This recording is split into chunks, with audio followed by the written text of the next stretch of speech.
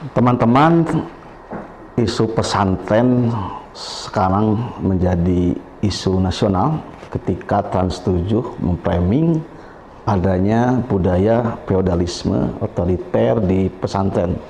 Dan kebetulan videonya itu di pesantren Lirboyo, pesantren yang sangat lama, sangat tua, pesantren yang besar, ya, sangat berpengaruh terutama di lingkungan Nahdlatul Ulama.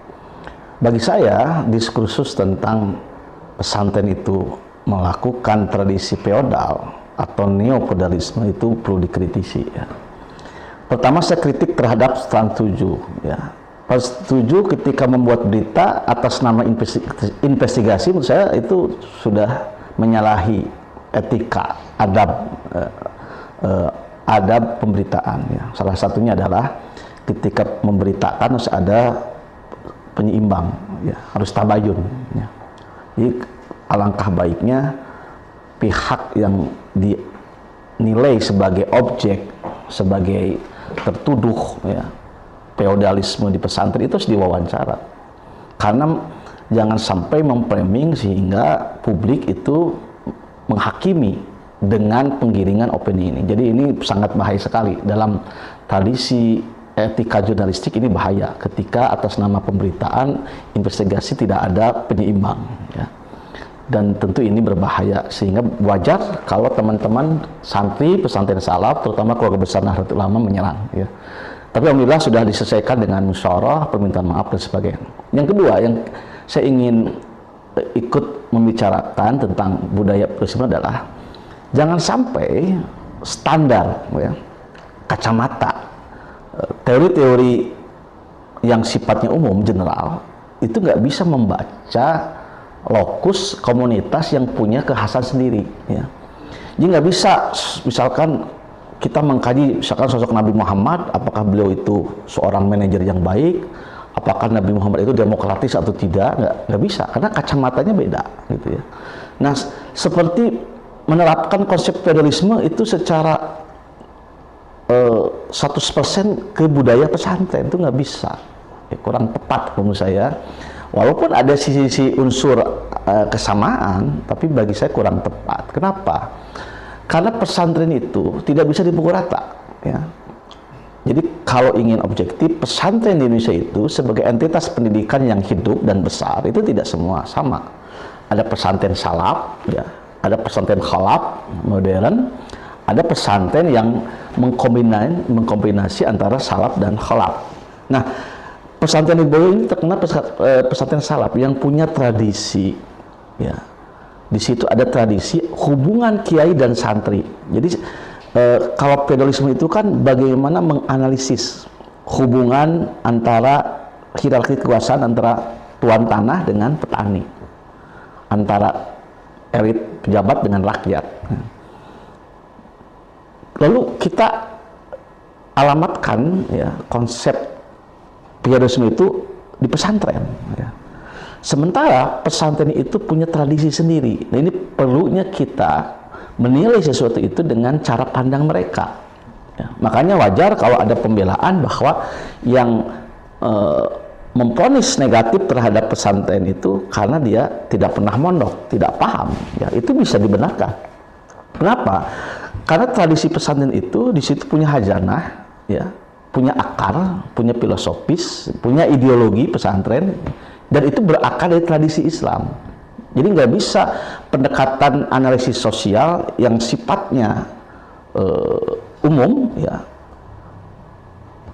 menelaah komunitas pesantren salaf yang sudah punya tradisi lama, dan itu menjadi tradisi yang kita bisa menemukan secara arif kalau lewat penelitian.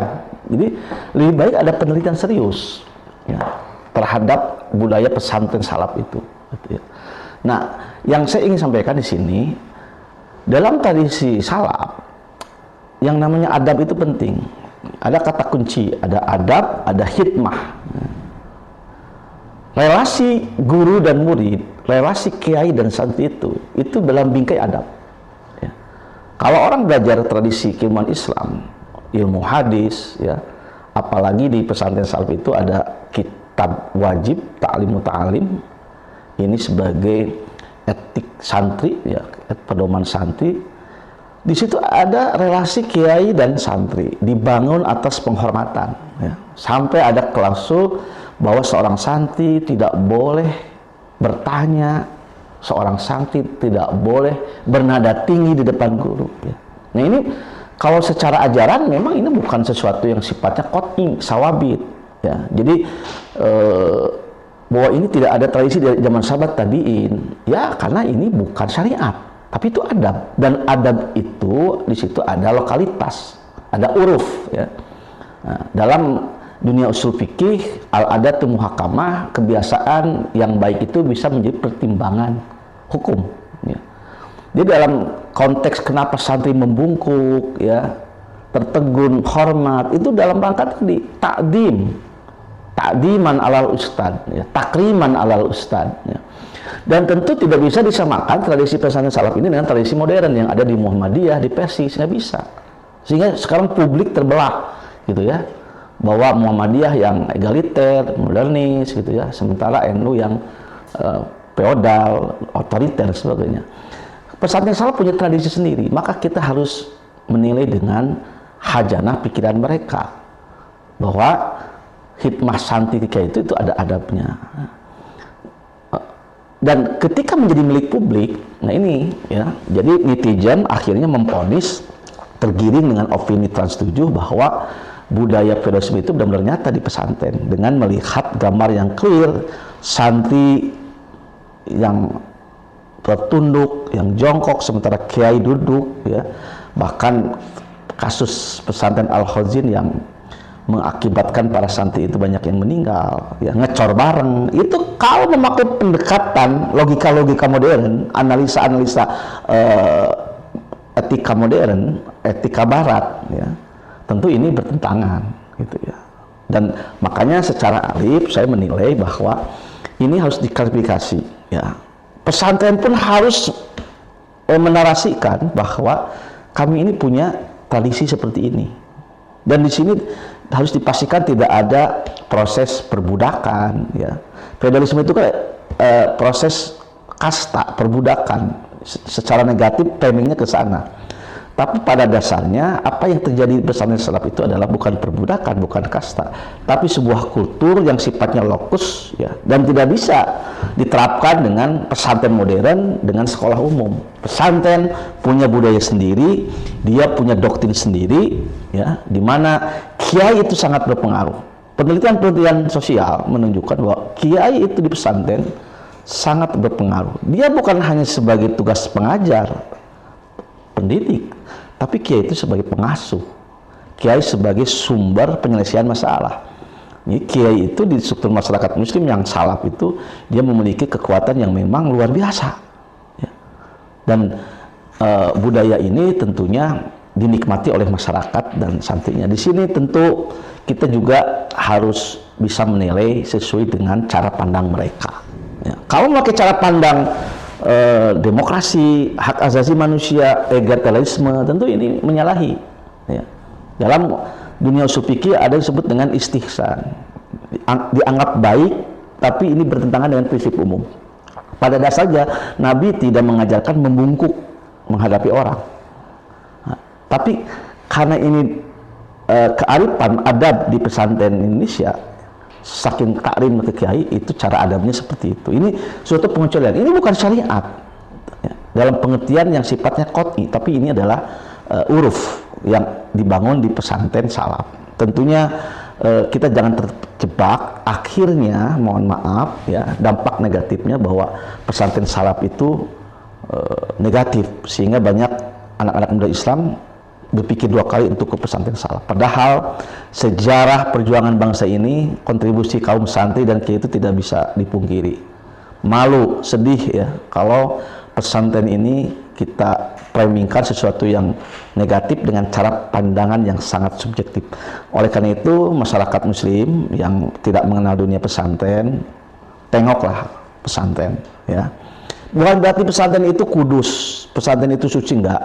Banyak pesantren yang ditemukan melakukan penyimpangan, fraud, kejahatan, Itu ada gitu ya, tapi tidak bisa kita menjadi sebuah gerakan anti pesantren salaf seperti ini.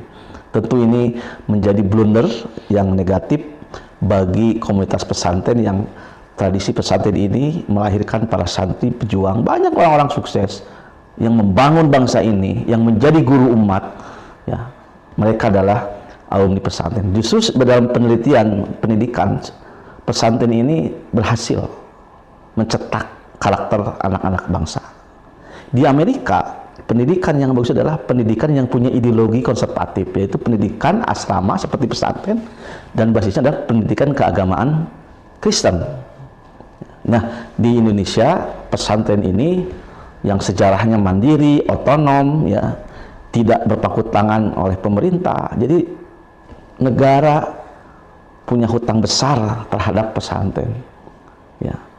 Kalaupun ada gerakan regulasi untuk membantu pesantren, itu bukan sebuah jual beli, bukan sebuah keberpihakan yang semu, tidak. Itu adalah bentuk relasi hubungan antara rakyat dengan negara. Negara harus mengayomi semua pihak, ya, termasuk masyarakat pesantren. Mereka membantu cita-cita bangsa ini, mencerdaskan anak bangsa tanpa ada intervensi keuangan dari negara. Kalaupun ada intensif dari negara, menurut saya itu wajar. Kewajiban negara kalau punya dana lebih untuk membantu proses pendidikan di pesantren. Dan terakhir, kita jangan terjebak menjadi orang-orang penghujat, pengkritik pesantren atas nama anti feodalisme. Padahal itu bagi mas pesantren bukan feodalisme, bukan perbudakan, tapi itu adalah adab dan hikmah kepada kiai. Itu saja yang ingin saya sampaikan. Assalamualaikum warahmatullahi wabarakatuh.